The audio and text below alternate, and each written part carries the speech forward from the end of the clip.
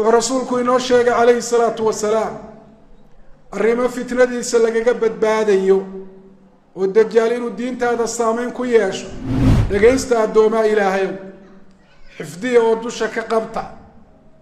انت هاد قارسين كرتالنا قارسية كنا عمل فلا وكنا قمع فتنة سعيدي قارداسية يقبد بعد وحرمها سكة وكا الاستعادة بالله الدوما إلهي بينوني ودين يحيل الدين بويرتاي إلهينا كوامار مكرنا. الحمد لله رب العالمين والعاقبة للمتقين ولا عدوان إلا على الظالمين. صلى الله على نبينا محمد وعلى آله وأصحابه أجمعين. أما بعد أيها المسلمون عباد الله، اتقوا الله ربكم وتعوذوا بالله من الفتن ما ظهر منها وما بطن، فلا يعيذكم منها إلا رب العالمين وخالق السماوات والأرضين. أيها المسلمون عباد الله، نبينا محمد عليه الصلاة والسلام سوينا سو غارسينيا فريما إلهي وسو ديبي ناصحنا إنو ضاعدنا وناجينا كتلينيا وحينو شيغay fitnooyin badan oo iman doona oo kala waaweyn. waxa kale inoo raaciyay fitnooyinkaas dadka diintooda suulinaya ee dadka gaalimo u sababaya ama iimaankooda nuqsaaminaya oo islaamnimadooda hoos u ridaya, isla markaana laga yaabo naftooda iyo noloshooda dhibaato inay u geystaan. arrimaha lagaga badbaadayo inoo sheegay rasuulku calayhi salaatu wasalaam. fitnooyinka waxa ugu weyn fitnatu lmasiixi dajaal, insaanka la yidhaahda addajaalu lacwar, beenaalaha cawaran oo soo bixi doona aakhiru zamaanka. soo bixitaankiisuna uu ka mid yahay calaamadaha waaweyne qiyaamaha. waa fitnada u weyn ee adduunyadan dadka kula kulmaysa laga bilaabo ilaahay markuu abuuray nebi aadam ilaa qiyaami saaca. wuxuu uhi rasuulku calayhi salaatu wasalaam saa muslim ku wariyey saxiixiisa isagoo ka warramaya fitnada dajaal sida ay u weyn tahay: maa min amrin akbaru min khalqi aadama ilaa qiyaami saaca min addajaal. ma jiro arrin ka weyn, fitno ka weyn buu ujeedaa sida riwaayadda kale ku cad. maa min fitnatin akbaru cinda allahi min fitnati dajaal. laga bilaabo markii la abuuray nabiyullaahi aadam ilaa qiyaamaha laga gaadhayo fitno ka weyn fitnada dajaal ma jirto. nebinimo inuu sheegto ku bilaabi doonaa, wuxuu ku dambayn doonaa inuu ilaahnimo sheegto. ilaahay baa addoomaha ku imtixaamaya oo ku kala saaraya oo ku kala shaandhaynaya. wuxuu wataa wax lagu fitnoobo, laakiin qofka ka gaashaanta arrimahaasi saameyn iyo raad kuma yeelanayaan. qofka markiisa horeba diintiisa dayacay ayaa arrimaha noocaasi sabab ugu noqonayaan beenaalaha cawaran inuu ilaahu qaato. ayuha almuslimuuna cibaad allah,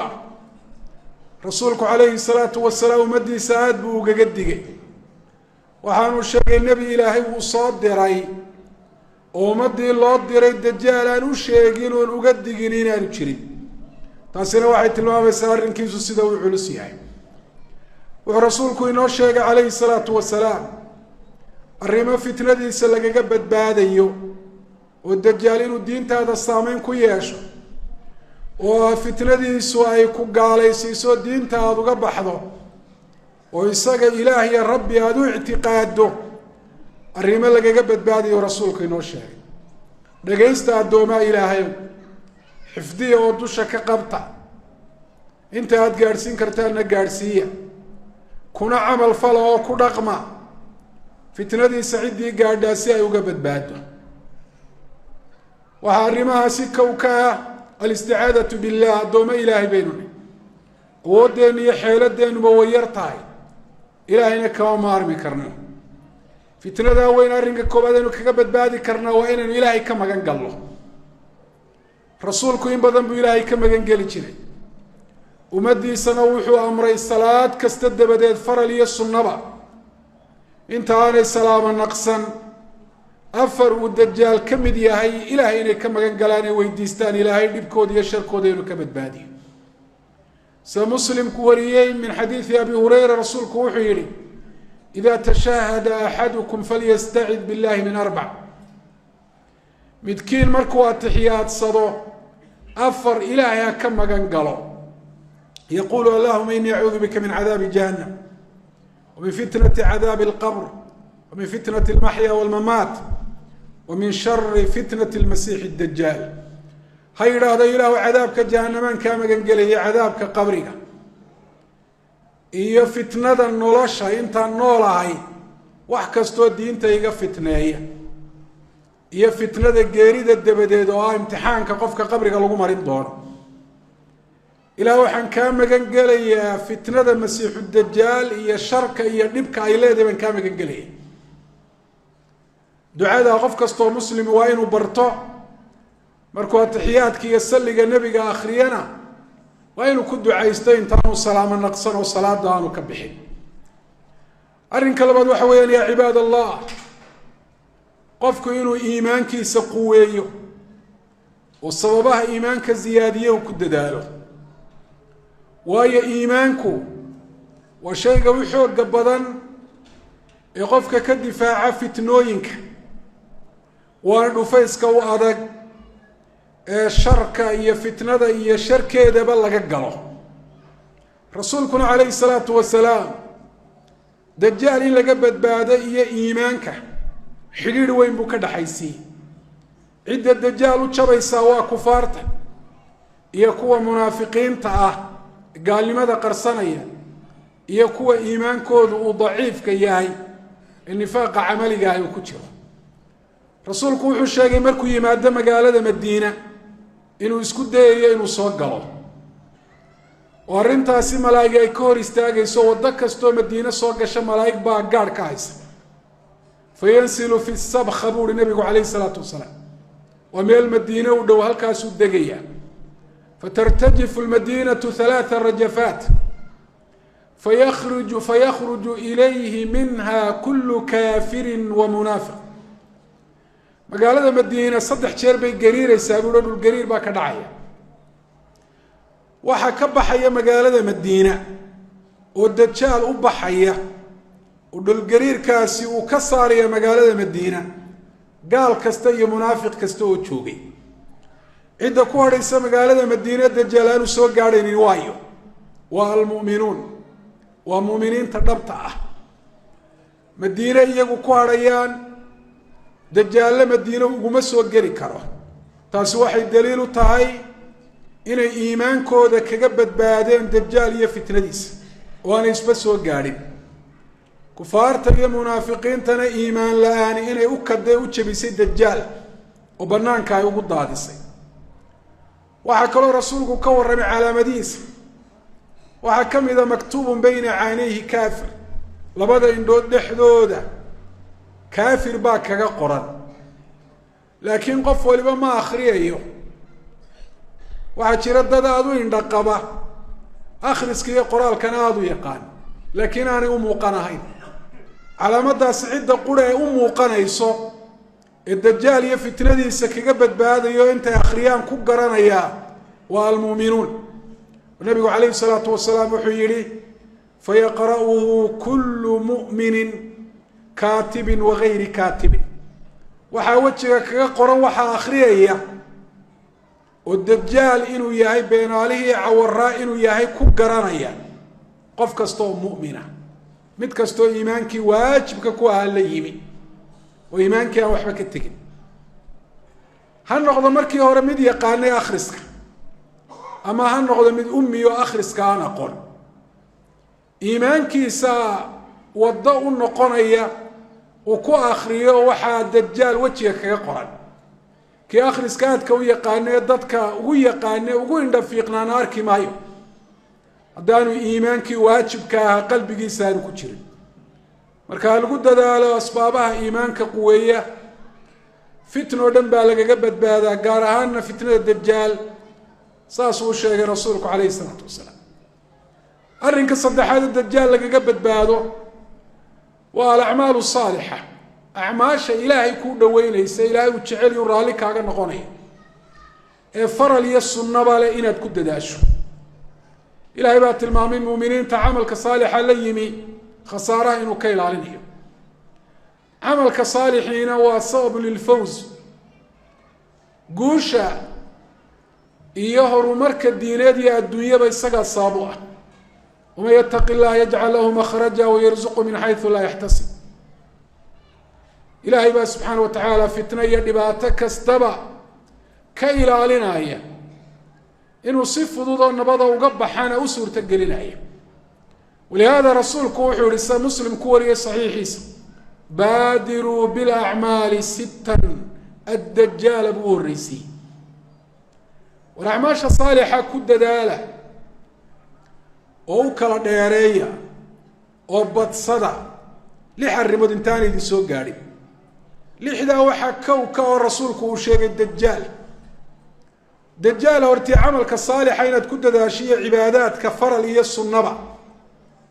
waxay sabab u noqonaysaa in ilaahay subxaanahu wa tacaala fitnadiisa uu kaa badbaadiyo haddii camalkaaga saalixu uu yaraado fitnada dajaal iyo kuwa kaleba waad u bandhigan tahay way dhufayskii aad ka geli lahayd iyo dayrkii aad kaga dhuuman lahayd ayaanad samaysan intii aad fursadda haysatay nacuudu billahi min shari fitnati lmasiixi dajaal aqulu qawlii hada waastaqfiru llaha lii walakum alxamdu lilahi rabi alcaalamiin waalcaaqibatu lilmuttaqiina walaa cudwaana ila cala alظaalimiin uma asalaatu wasalaamu cala muxamadi rasuuli illah wacala aalihi waasxaabihi ajmaciin ama bacdu ayuha almuslimuuna cibaad allah itaquu llaha rabakum واعملوا بنصائح ووصايا نبيكم تفوزوا وتفلحوا في الدنيا والآخرة وتنجوا من الفتن ما ظهر منها وما بطن أيها المسلمون عباد الله نبينا محمد عليه الصلاة والسلام الرماه إنه الشاقي الدجال شركيس يدبكيس لقى قبت باديو وحاكم ذا tobanka aayadood ee u horeeya suuradda la dhaha suuratu lkahf oo ka warramaya ilaahay weynidiisa iyo rabbi subxaanahu wa tacaala awooddiisa qofka isagoo macnahooda yaqaan akhriya ee dhuuxana iimaan u siyaadinaya tobanka aayadood in la xifdiyo isla markaana dajaal haddaad la kulanto in la akhristo rasuulku calayhi salaatu wasalaam wuxu uhi sida muslim ku wariyey saxiixiisa من حفظ 10 آيات من أول سورة الكهف عصم من الدجال qofka qaybe ee dusha ka qabta tobanka aayadood ee u horeeya suuratu lkahf dajaal baa laga ilaaliya waa laga xifdiyaa ilaahay baa ka ilaalinaya subxaanahu wa tacaala qur-aanka uu xifdiyey baanu ilaahay kaga ilaalinaya waxaa kaloo rasuulku calayhi salaatu wasalaam uu yihi man adrakahu minkum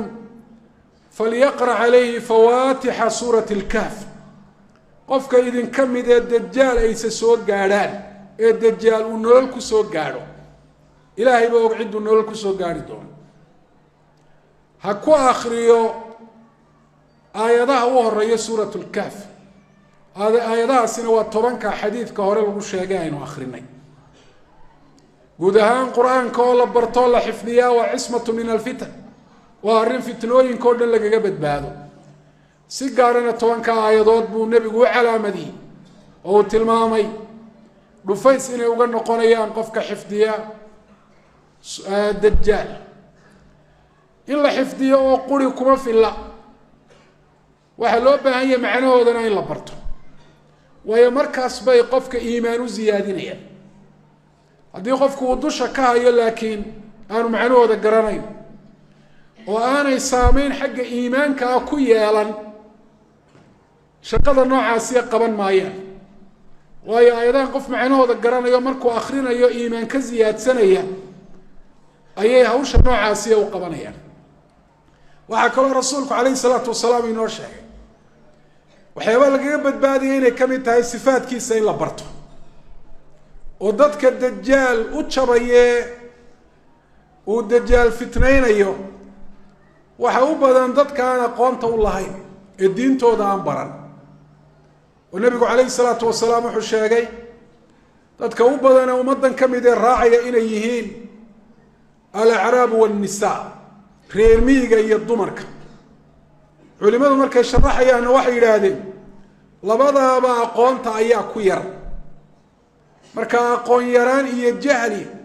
ayaa u jabinaya dajaal oo inay raacaan oo ay moodaan waxaanuu sheeganayo rabbinimo iyo ilaahnimo inuu dhab yahay oo indhasarcaadkan uu tusayana ay ku dagmaan jahligooda ayaa sababaya walihaada maanta waxaad aragtaa dadka dajaalada yaryar sixiroole leh faaliye leh fooxise leh dadka kuyuuga ugu jiraa waa dadkaan diinta aqoonta u lahayn oo weliba dumarku ay u badan yihiin iyo ashbaahu nisaa iyo ragga dumarka waxa weeyaan shabaah marka rasuulku calayhi salaatu wasalaam calaamadihiisu aada uga warramay si aynu ugu aqoonsanno rasuulku wuxu uhi sida muslim ku wariyey saxiixiisa maa bacatha allahu min nabiyin ilaa waqad andara qawmahu alacwar alkadaab nebi kastoo ilaahay uu soo diray qoomkaa ilaahay uu u diray wuu uga digay kaa cawaran ee beenaalaha ah inahu acwaru wa ina rabbakum laysa biacwar oo calaamadaad ku garanayso wuu cawaran yahay bimacnaa indhaha ayuu iin ku leeyahy oo labada indhood midi way masaxan tahay mamsuuxu cayn ilyumna xataa god ma leh wejiga ayay la siman tahay ta kalena waa taafiyatun ka xabati cinaba banaankaabay soo taallaaba sidii xabad cinaba weyn oo kale halkaa soo taalla ma calaamad la garan waayaaba waa calaamad muuqata laakiin indhaha lagu arkoo qura lagu garan maayo saynu sheegnay iimaan baa lagu arkayaa ama iimaan la-aan baa kaa indha saabaysa rabbigiinna mid cawaran maaha oo iin leh bal ilaahay sifaadka wanaagsan oo dhan buu ku sifaysay sifaadka xun oo dhanna ilaahay waa ka marhanya waa ka nasahanya maktuubun bayna caynayhi kaafir labadaa indhood dhexdooda waxaa kaga qoran kaafir baa kaga qoran yaqra'u kullu mu'minin kaatibin wagayri kaatibin qof kastoo muumina ayaa akrin kara mid markaa wax qora iyo midaan waxba qorin mid wax akriya midaan waxba akrinba iimaankaa markaa lagu akrinayaa iimaan la-aantaana qofka maalintaa ummi ka dhigaysa inuu akriyi kari waayo qoraalkaa muuqda ee dajaal labada indhood hortooda dhexdooda kaga qoran marka calaamadihiisa waa in la barto sida labadaa nebigu calayhi salatu salaam uu sheegay qoraalka iyo sidaa ilaahay indhihiisa u abuuray waxaa ka mid a saas oo kale inuu ilaahay dadku ku fitnaynayo oo samada uu odhanayo roobkeen roob da-ayo roobka isagu ma shubaya ilaahay baa shubaya laakiin ilaahay addoomihiisu ku kala saaraya ku imtixaamaya oo dhulka waranayo geedaha soo saar oo dad raacay ay barwaaqoobayaan oo xoolahoodu ay caano badinayaan hilib badinayaan kuwa diidana la imtixaamayo abaar iyo hawlo kale lagu imtixaamayo waxaasoo dhan qofka muslimka waa inuu sii barto uu sii ogaado si aanu ugu dagmin waxaa kaloo rasuulku calayhi salaatu wasalaam uu inoo tilmaamay dajaal waxyaabaha lagaga badbaadaya inay ka mid tahay in guud ahaan fitnada laga fogaado gaar ahaanna isaga laga fogaado oo qofku aanu isku hadlayn aqoonta uu leeyahay aqoonoo qura laguma badbaado dad aqoon labaa luma wa adallahu llahu calaa cilm iyagoo aqoon labu hadduna ilaahay lumiyey asbaabo keenay awgeed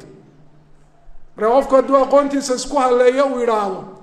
aniga dajaal waxba iga qaadi maayo faaliya ima lumin karo bidcoole ima khaldi karo oo awood iyo xeelad uu sheegto ilaahay baa ku ciqaabaya inuu lumo way cujbiyo isu bogitaan baa galay iyo isku hadlayn aqoontiisa iyo awooddiisa isku hadleeyey walihaada rasuulku wuxu uhi sida axmed musnadkiisa ku wariyey man samica minkum bidajaal falyan'a minhu qofka idinka mida ee maqla dajaal inuu soo baxay ha ka fogaada ee falyabtacid canhu haddii galbeed lagu sheego bari u carar ama jiha kale u carar ha odhan anigu waan garanayaa dajaal ima lumin karo calaamadihiisaan aqaanaa nebi maxamed baa noo sheegay ha odhanin nin baa saa odhan doona buuri nabigu alayh isalatu salaam oo doonan doona war ka joog maanuu ilumin karaa kii cawaraa ee beenaala ahaa ee halkan kaafir ay kaga qoray markaasuu u tegayaa fitankiisiibuu ku furayaa iyo shubahaadka waxyaabii dadka uu ku khaldayey marka dambe wuu raacayaa buuri nabigu calayh isalaatu wasalaam waa kii lahaa anigu waan aqaanaaye ima khaldi karo marka fitno oo dhan ka fogowo aqoontaada iyo awooddaada iimaan ha isku hadlaynay saasaa lagu amray sharcan wa diinan dajaalla ka fogow haddaad maqasho meesha lagu sheego ka carar asbaabaa lagaga badbaado ayay ka mid tahay allahuma inaa nacuudu bika min cadaabi jahannam wa min fitnati cadaabi alqabr min fitnati almaxya walmamaat wa min shari fitnati almasiixi dajaal اللهم إنا نعوذ بك من الفتن ما ظهر منها وما بطن اللهم اهدنا وسددنا اللهم يا حي يا قيوم برحمتك نستغيث أصلح لنا شأننا كله ولا تكلنا إلى أنفسنا طرفة عين اللهم إنا نسألك إيمانا كاملا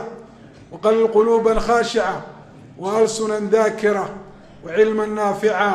وأعمالا صالحة متقبلة اللهم أصلحنا وأصلح بنا وأصلح بلادنا وأصلح أمتنا وأصلح أئمتنا ووفقهم لما فيه صلاح ديننا ودنيانا اللهم صل على محمد وعلى آل محمد كما صليت على إبراهيم وعلى آل إبراهيم بارك على محمد وعلى آل محمد كما باركت على إبراهيم وعلى آل إبراهيم في العالمين إنك حميد مجيد